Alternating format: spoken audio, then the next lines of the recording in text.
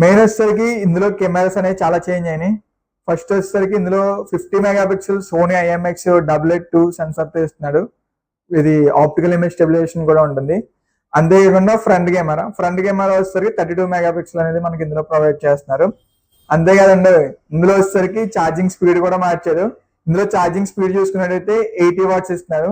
80 watts flash charger తో వస్తుంది మనకి ఇది. ఇవన్నీ కూడా మనకి ఈ మొబైల్లో వచ్చేసరికి మెయిన్ హైలైట్స్. అంతేకాకుండా లాస్ట్ జనరేషన్ అనేది మనకి AI ఫీచర్స్ అనేవి లేవు. ఇప్పుడు ఈ జనరేషన్ లో చూసుకున్నట్టయితే ఈ మొబైల్లో AI ఫీచర్స్ తో వస్తుంది. ఇందులో మీకు కెమెరా చూసుకున్నట్టయితే చాలా ఎగ్జైటింగ్ ఫీచర్స్ అనేవి ఉంటాయి. అంతేకాకుండా ఇందులో మెయిన్ హైలైట్స్ వచ్చేసరికి మీకు ఏంటంటే AI ఎన్హాన్స్మెంట్ అనేది ఉంటుంది. అంటే మీరు ఫోటో తీసినప్పుడు ఏమైనా బ్లర్రీగా వచ్చింది అనుకోండి, ఆ ఫోటో అనేది మీరు క్లారిటీగా అనేది మార్చుకోవచ్చు. అంతేకాకుండా మీరు ఫోటో తీసుకున్నప్పుడు బ్యాక్గ్రౌండ్ లో ఎవరైనా అన్నోన్ పర్సన్స్ ఉన్నారనుకో, వాళ్ళని కూడా